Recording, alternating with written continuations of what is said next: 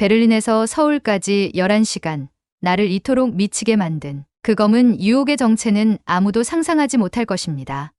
베를린에서 인천으로의 비행기 안. 저는 20분마다 한국어를 연습하기 위해 중얼거리며 비행 시간을 확인하고 있었습니다. 제 주변 승객들은 은근히 자리를 옮기고 싶어하는 기색이 역력했습니다. 11시간 비행에서 옆자리에 이상한 외국인이 걸렸으니까요. 선생님, 괜찮으세요? 물 한 잔 더 드릴까요? 승무원이 걱정스럽게 물었습니다. 아, 네, 감사합니다. 그냥 조금 긴장했어요. 저는 애써 미소 지었습니다만 솔직히 말하자면 긴장이 아니라 갈증이었습니다. 그것도 보통 갈증이 아닌 모종의 강렬한 갈증이었죠. 이 갈증은 이미 제 꿈까지 침범했습니다. 어젯밤에도 꿈속에서 검은 무언가가 저를 쫓아다니며 한나 돌아와 하고 속삭이는 악몽을 꾸었으니까요. 눈을 뜨자마자 베를린 아파트 냉장고를 열어보았지만 그 까만 보물은 없었습니다. 그래서 결국 비행기를 탔습니다. 제 이름은 한나 바이스, 베를린 훔볼트 대학에서 동아시아 문학을 가르치는 교수입니다. 38살, 독신, 그리고 현재 무언가에 깊이 중독된 상태입니다. 네, 맞습니다. 제가 11시간의 비행과 2,000유로를 들여 한국으로 돌아오는 데에는 단 하나의 이유가 있었습니다. 제 독일 동료들은 제가 미쳤다고 생각합니다. 한나, 자네가 한국에 가는 건 학술 교류 때문이 아니라 그 검은 것 때문이라는 소문이 있더군. 학장님이 출국 전날 저에게 말했습니다. 부정할 수 없었습니다. 제 여권에는 이미 한국 출입국 스탬프가 2개나 찍혀 있었으니까요. 6개월 전 저는 서울대학교 교환교수 프로그램으로 한국을 처음 방문했습니다. 그때만 해도 저는 철저한 독일인이었습니다. 아침 6시 기상, 귀리죽과 사과 반쪽으로 아침 식사, 정확히 20분 동안 조깅, 그리고 23시 취침. 제 인생은 계획표대로 완벽하게 돌아가고 있었죠. 독일에서 제 별명은 시계 바이스였습니다. 기차가 1분 늦으면 역무원에게 항의하고 회의가 30초라도 늦게 시작하면 눈살을 찌푸리는 전형적인 독일인이었으니까요. 그런 제가 한국에서 완전히 달라졌습니다. 아니, 정확히 말하자면 그것 때문에 망했습니다. 무엇이 저를 망하게 했는지 궁금하시죠? 그 정체는. 비행기가 곧 착륙한답니다. 저는 이제 11시간을 기다려왔던 그것을 다시 만날 생각에 가슴이 두근거립니다. 그리고 그것이 제 인생을 어떻게 망쳐놓았는지 이야기를 들려드리겠습니다. 첫 만남은 거부감이었습니다. 까만 액체에 절인 계란이. 그런데 그 한 입이 내 인생을 완전히 바꿔놓았습니다. 교수님, 이건 꼭 드셔보셔야 해요. 우리나라 최고의 밥도둑이에요. 한국학과 김민수 교수가 저에게 내민 그것은 처음 보기엔 무시무시했습니다. 까만 단장에 절인 게, 그것도 통째로, 껍데기째. 독일에서 우리는 새우도 머리와 껍질을 떼고 먹는데 말이죠. 그 광경은 마치 고딕 호러 영화의 한 장면 같았습니다. 이건 어디부터 먹는 건가요? 저는 조심스럽게 물었습니다. 주변의 한국 교수들이 미소를 참는 모습이 보였습니다. 김 교수는 웃으며 집게발을 떼어 손수살을 발라주었습니다. 이렇게 먹어보세요. 그리고 밥에 간장 좀 뿌려서 비벼 드세요. 저는 인류학적 탐구심으로 용기를 내어 첫 한 입을 먹었습니다. 그 순간 세상이 멈추는 듯 했습니다. 달짝지근하면서도 짭조름한 맛이 입안을 가득 채웠고 게살의 쫄깃함과 간장의 깊은 감칠맛이 어우러져 순간 머릿속에서 베토벤의 교향곡이 멈추고 뭔가 요란한 케이팝이 울려 퍼지는 기분이었습니다. 이게 뭐죠? 저는 충격에 빠져 물었습니다. 간장게장이요. 맛있죠? 게를 간장에 절인 음식이에요. 그냥 절인 게인데 어떻게 이런 맛이, 이건 마법이에요. 저는 그날 밤 잠을 설쳤습니다. 입안에 남아있는 간장게장의 여운, 그 달콤 짭조름한 맛이 자꾸만 떠올랐기 때문입니다. 베를린에서 제 최애 음식은 슈바인학센이었는데 하루 만에 바뀌어 버렸습니다. 그날 밤 저는 호텔 침대에 누워 독일어로 간장게장을 발음하는 연습을 했습니다. 간장게장. 혀 짧은 제 발음으로는 쉽지 않았지만 이내 글자가 제 운명을 바꿀 줄 누가 알았을까요? 아침이 되자 저는 컴퓨터를 켜고 간장게장 역사를 검색했습니다. 고려시대부터 먹어온 음식이라니. 조선 왕조의 경종은 간장게장을 너무 좋아한 나머지 과식하다 배탈이 났다는 기록까지 있다니. 역사 속 인물과 제가 같은 음식에 매료되었다는 사실이 묘하게 위로가 되었습니다. 나도 역사의 일부가 되는 건가? 이런 생각을 하며 저는 그날의 강의를 준비했습니다. 주제는 아이러니하게도 동아시아의 식문화와 문학적 표현이었습니다. 아침엔 간장게장, 점심엔 간장게장, 저녁엔 간장게장. 이것이 바로 진정한 밥도둑의 무서움이었습니다. 다음 날 저는 한국어도 서툴렀지만 간장게장만은 완벽하게 발음하며 학교 근처 식당으로 향했습니다. 제가 아는 한국어 단어는 안녕하세요, 감사합니다, 그리고 간장게장이 전부였습니다. 안녕하세요, 간장게장 주세요. 주인 아주머니는 당황하시며 물었습니다. 혼자 드시게요? 2명분인데. 네, 혼자 먹을 거예요. 배고파요. 그날 저는 2명분 간장게장을 혼자 다 비웠습니다. 다음 날도 똑같이 찾아갔고 그 다음 날도요. 일주일 후 주인 아주머니는 제가 들어서면 웃으며 말했습니다. 어서 오세요, 독일 선생님. 간장게장 한 세트죠. 저는 부끄러움도 잊은 채 고개를 끄덕였습니다. 한국 친구들은 제가 간장게장에 빠진 것을 신기해했습니다. 보통 외국인들은 처음에 거부감을 느끼는데 교수님은 정말 대단하세요. 2주 후 저는 간장게장 맛집을 찾아다니기 시작했습니다. 강남, 홍대, 이태원. 심지어 간장게장으로 유명한 강화도까지 주말 여행을 다녀왔습니다. 제 휴대폰에는 간장게장 맛집 지도라는 폴더가 생겼고 여기에만 별표 표시된 장소가 23곳이었습니다. 아침에 일어나자마자 체크하는 것은 더 이상 이메일이 아니라 간장게장 맛집 앱이었습니다. 오늘은 어디를 가볼까? 양념대장도 맛있을까? 밥은 얼마나 비벼 먹어야 완벽할까? 이런 생각들이 제 머릿속을 채웠습니다. 한나 교수님, 요즘 논문은 어떻게 돼가나요? 학과장님이 어느 날 물으셨습니다. 아, 네. 잘 진행되고 있어요. 사실 저는 그날 아침에도 간장게장의 문화적 의미라는 엉뚱한 주제로 메모를 하고 있었습니다. 3달이 지났을 때 저는 아침에 거울을 보고 경악했습니다. 제 독일인 푸른 눈이 여전히 반짝이고 있었지만 청바지는 더 이상 허리에 맞지 않았습니다. 그리고 무엇보다 제 철저했던 생활 패턴이 완전히 무너져 있었죠. 밤 11시 취침. 하하, 배달앱으로 심야 간장게장을 주문하느라 새벽 1시 취침이 일상이 되었습니다. 아침 6시 기상? 말도 안 됩니다. 전날 밤 간장게장 파티로 늘어진 위가 아침잠을 늦게 만들었죠. 귀리죽, 이제 제 아침은 남은 간장게장 국물에 밥을 비벼 먹는 것으로 대체되었습니다. 한국에서 망한다는 건 순차적이었습니다. 간장게장으로 시작해서 배달 문화, 인터넷 속도, 심야 쇼핑까지. 모든 것이 너무 편리했습니다. 그런데 문제는 간장게장에서 멈추지 않았습니다. 한국의 다른 모든 편리함이 저를 망치기 시작했어요. 망함의 2번째 단계는 배달 문화였습니다. 교수님, 이거 써보세요. 밤에 배고프면 편해요. 대학원생 지수가 제 폰에 배달 앱을 깔아줬습니다.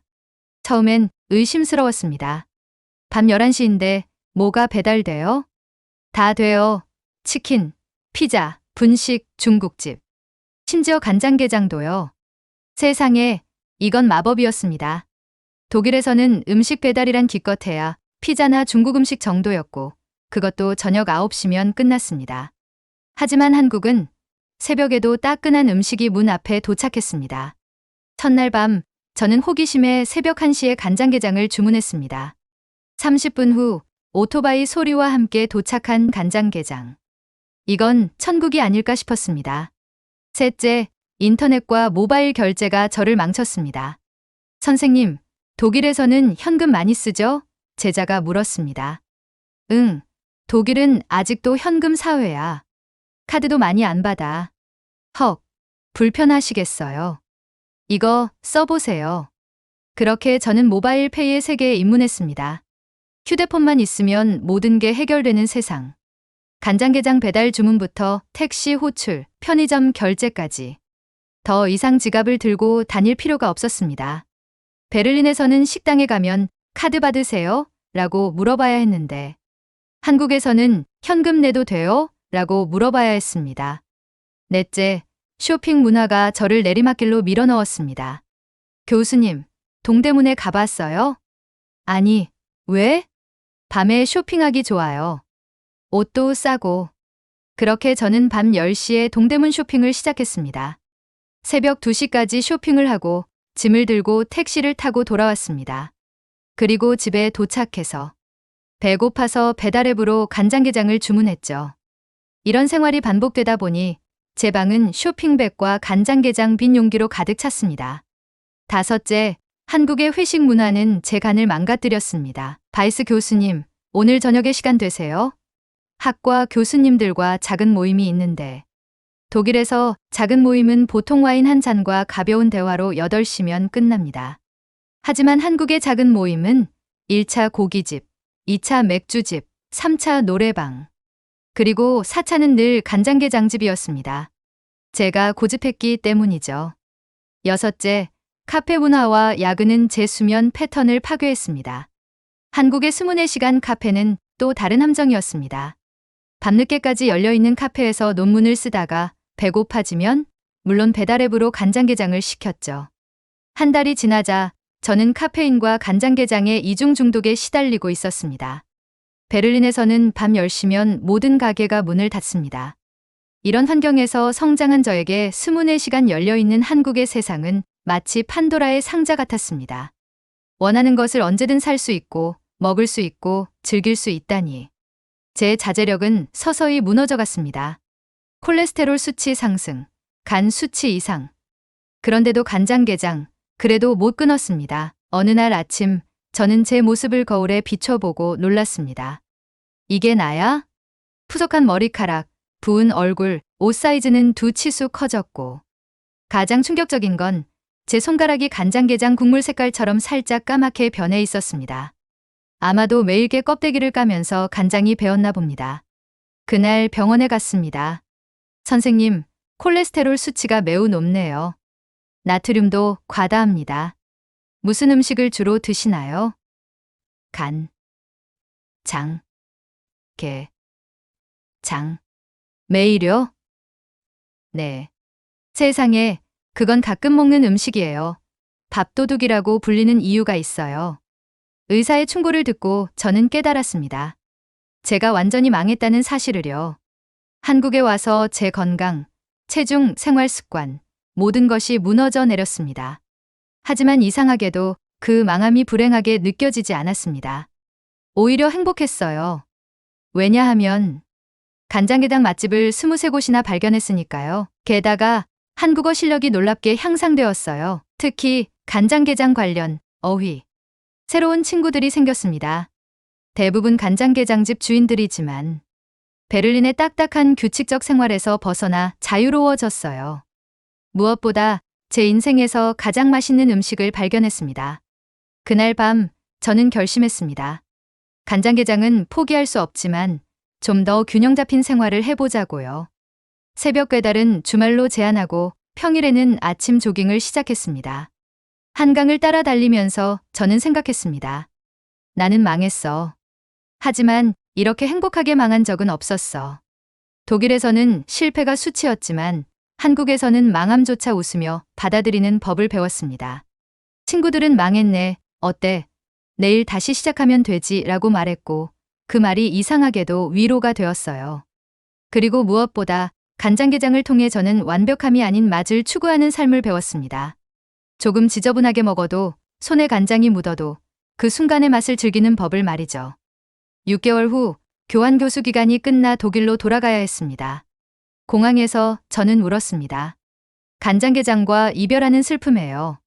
마지막 날 제가 자주 가던 간장게장집 아주머니가 비밀을 알려주셨습니다.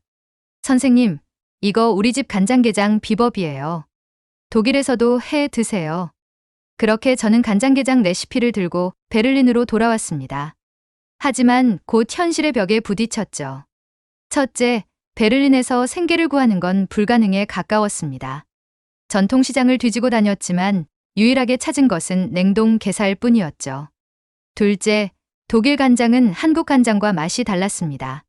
독일 간장으로 시도해 보았지만 뭔가 부족했습니다. 셋째, 밥을 지을 줄 아는 독일인 친구가 거의 없었습니다. 밥솥이 뭐야? 그냥 냄비에 삶으면 되잖아. 라는 대답만 돌아왔죠. 저는 온갖 시도를 했습니다. 닭 대신 게를 넣은 게수프도 만들어보고 냉동게를 수입해 보기도 했습니다. 하지만 모두 실패했죠. 진짜 간장게장의 맛은 나지 않았습니다. 독일 동료들은 제 모습을 보며 걱정했습니다. 한나, 자네 요즘 이상해. 밤마다 간장게장을 부르짖으며 잠꼬대를 한다던데.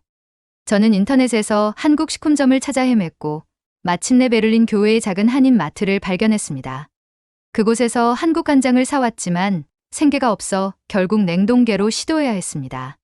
결과는 먹을만 했지만 서울에서 먹던 그 맛이 아니었습니다. 뭔가가 부족했어요. 공기일까요?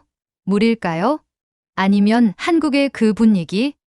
아, 이제 평생 간장게장 없이 살아야 하나. 저는 밤마다 한국의 간장게장을 그리워하며 한숨을 쉬었습니다. 독일의 정확하고 깨끗하고 규칙적인 생활로 돌아왔지만 마음 한켠에는 항상 그 까만 게장이 자리 잡고 있었습니다. 그렇게 더 이상 참을 수 없게 되었을 때 저는 다시 한국행을 결심했습니다. 한국 공항에 내리자마자 간장게장집으로 직행했을 때 놀랍게도 거기엔 이미 다양한 국적의 간장게장 마니아들이 모여 있었습니다. 두 번째 한국 방문 중 저는 우연히 강남의 한 간장게장 전문점에서 놀라운 광경을 목격했습니다. 일본인 관광객 무리가 환호성을 지르며 간장게장을 먹고 있었죠. 그들 중 한 여성이 카메라를 들고 열정적으로 외쳤습니다. 이건 정말 대단해요. 일본 간장으로는 이런 깊은 맛이 안 나와요. 호기심에 저는 그들에게 다가갔습니다. 안녕하세요. 저도 외국인인데 간장게장을 정말 좋아해요. 그렇게 시작된 대화에서 놀라운 사실을 알게 되었습니다. 일본에서는 이미 간장게장 투어라는 말이 생겼고 일본 여행 커뮤니티에서는 서로 한국의 간장게장 맛집을 추천하는 문화가 형성되어 있다는 것이었습니다. 우리는 매년 한국에 와서 간장게장을 먹어요. 일본에서도 만들어 먹지만 한국 간장이 아니면 이 맛이 안 나와요. 한 일본인 남성은 심지어 자신의 휴대폰을 보여주며 자랑했습니다. 간장게장 맛집만 표시한 지도 앱이 있었는데 제 것보다 훨씬 더 많은 별표가 찍혀 있었습니다.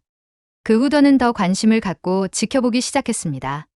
대만과 홍콩에서 온 관광객들도 간장게장을 찾아 한국을 방문한다는 것을 알게 되었죠. 중국어로 한국 간장게장 맛집을 검색하면 수많은 블로그와 여행 가이드가 나온다고 합니다. 더 놀라운 변화는 서양인들 사이에서 일어나고 있었습니다. 제가 처음 한국에 왔을 때만 해도 서양인들은 생게를 먹는다는 개념 자체에 거부감을 보였습니다. 그런데 최근에는 이런 인식이 완전히 바뀌고 있었죠. 어느 날 강화도의 유명한 간장게장집에서 할리우드 배우 마이클 패스벤더가 간장게장을 열심히 먹고 있는 모습이 인터넷에 올라왔더군요. 그의 표정만 봐도 정말 맛있게 드시는 게 분명했습니다. 제 단골집 주인 아주머니는 어느 날 자랑스럽게 말씀하셨습니다. 요즘은 외국 손님들이 정말 많아요. 처음엔 냄새만 맡고 도망가던 사람들인데 이제는 일부러 찾아오니 세상 참 변했어요. 한국관광공사의 통계에 따르면 외국인이 선호하는 한국 음식 순위에서 간장게장이 최근 몇 년 사이 급상승했다고 합니다. 2022년에 6위였던 것이 2023년에는 4위, 2024년에는 3위까지 올라갔다니 놀라울 따름이었습니다. 미국에서는 간장게장 수출이 2021년에 전년 대비 457%나 증가했다는 뉴스도 접했습니다. 이런 변화가 어디서 시작된 걸까요? 한 음식점 주인은 이렇게 말했습니다. K-드라마 때문이라고 생각해요. 유명 배우들이 간장게장 먹는 장면이 나오면서부터 외국인들이 도전하기 시작했어요. 처음엔 호기심으로 먹다가 이제는 중독되어서 찾아오는 거죠. 저는 유명 관광지의 간장게장집을 찾았습니다. 그곳에서는 영어, 일본어, 중국어로 된 메뉴판이 준비되어 있었고 심지어 게장 먹는 법 가이드까지 여러 언어로 제공하고 있었습니다. 혹시 외국인 단골도 있나요? 제가 물었습니다. 물론이죠. 호주에서 오는 분은 2달에 한 번씩 출장 올 때마다 찾아오세요. 미국인 부부는 1년에 한 번 꼭 와서 포장까지 해 가고요. 제가 베를린의 동료 교수들에게 간장게장 이야기를 하자 놀랍게도 그들 중 몇몇은 이미 K-드라마에서 간장게장을 보고 호기심을 가지고 있었습니다. 하지만 그들의 관심은 저처럼 깊지 않았습니다. 아직까지는요. 간장게장과 함께 또한 흥미로웠던 점은 배달 문화와의 결합이었습니다. 외국인 관광객들은 한국에서의 경험 중 가장 신기했던 것으로 숙소에서 배달앱으로 다양한 음식을 주문해 먹는 경험을 꼽았습니다. 독일에서 밤 9시 이후에는 피자 한 조각도 구할 수 없어요. 이제 간장게장은 저만의 비밀이 아니었습니다.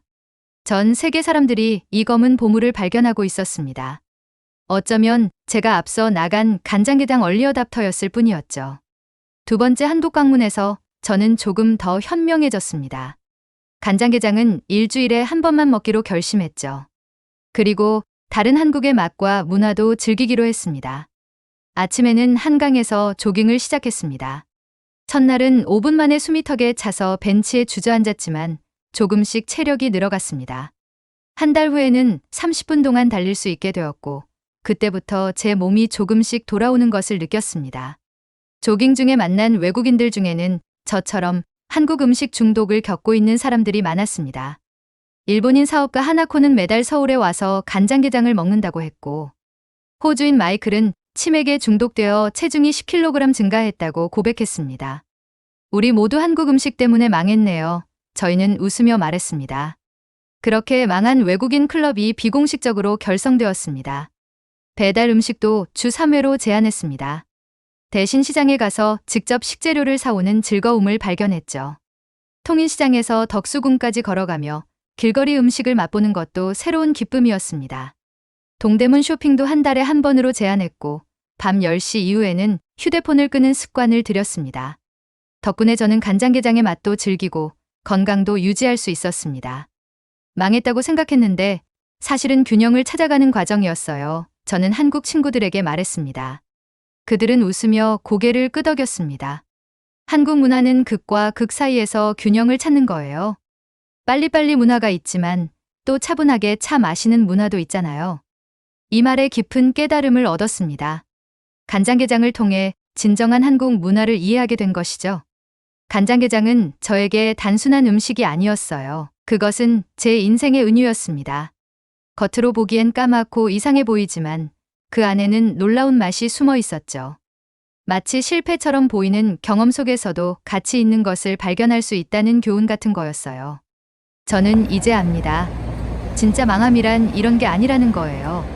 진짜 망함은 새로운 것들을 두려워하고 실패를 부끄러워하며 도전조차 하지 않는 것입니다. 하지만 저는 한국에서 그 반대의 삶을 살고 있었어요. 넘어지고 무너지고 때로는 후회도 하지만 그 모든 순간이 저를 더 단단하게 만들고 있었거든요. 그러니까 저는 앞으로도 기꺼이 망해볼 생각입니다. 망해도 좋습니다. 아니, 망할수록 좋습니다. 왜냐하면 한국에서의 모든 망함이 결국 저를 더 행복하게 만들고 있으니까요. 오늘 사연 어떠셨나요? 오늘 사연이 마음에 드셨다면 좋아요와 구독, 알림 설정도 꼭 부탁드립니다. 저는 다음에 더 좋은 사연으로 찾아오겠습니다. 감사합니다. 여러분 항상 행복하세요. 오늘도 빛나는 당신과 함께 공감시 감동 공감